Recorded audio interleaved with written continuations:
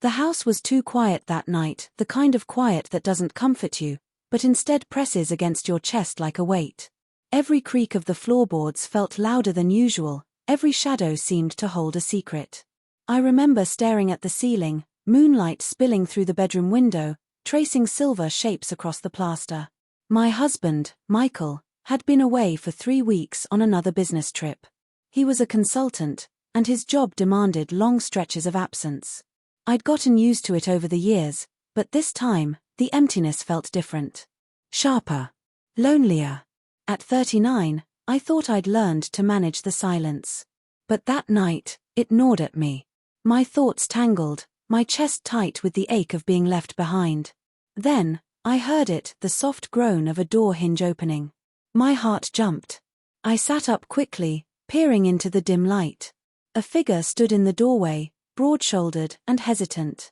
It was Jason, my stepson. 18 now, taller than his father, with dark hair that always fell messily over his forehead. His green eyes that always seemed to carry more emotion than he wanted to admit, met mine for a fleeting moment before darting away. "Jason," I whispered, my voice breaking the silence. "What's wrong?"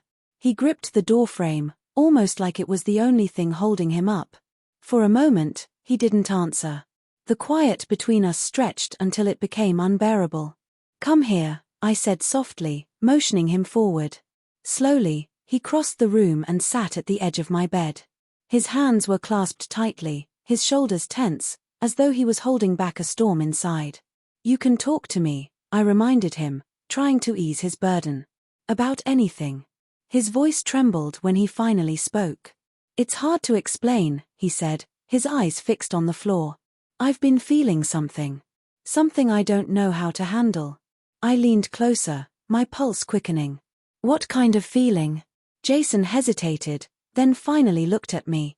His gaze was intense, filled with vulnerability, longing, and something I couldn't name at first. "It's about someone," he whispered. "Someone I can't stop thinking about." Relief flickered through me. Maybe it was a crush from school, maybe just teenage confusion. I tried to smile gently. "Who is she?" But Jason shook his head. "It's not someone from school." His voice cracked. "It's you." The air in the room shifted in an instant. My breath caught in my throat, and my thoughts scattered. I stared at him, searching for words. "Jason," I whispered, shaking my head, "you're confused." "This isn't." "I'm not confused," he interrupted, his voice breaking with desperation. "I've tried to fight it, to push it away, but it doesn't stop. You're the only one who understands me. The only one who makes me feel like I matter." Tears stung my eyes as my heart ached for him. He was young, lost in emotions he couldn't control, and I was the closest thing to comfort he had. I reached out, resting my hand gently on his arm. "You won't lose me, Jason," I said firmly. "I'll always be here for you. But this isn't love. It's something else. And we need to find a way through it." He nodded, though his eyes glistened with pain. "Can I just stay here tonight?" he asked, his voice small, almost childlike. "I don't want to be alone." Against my better judgment, I agreed. He lay beside me, keeping a careful distance, and I turned off the lamp. In the quiet darkness, I told myself it was only comfort. Only closeness. Nothing more. But the truth was, my heart raced in ways I didn't want to admit. The next morning, everything felt heavier. He avoided my gaze at breakfast, his spoon stirring cereal he never ate. I wanted to tell him again that things would be okay, but the words stuck in my throat.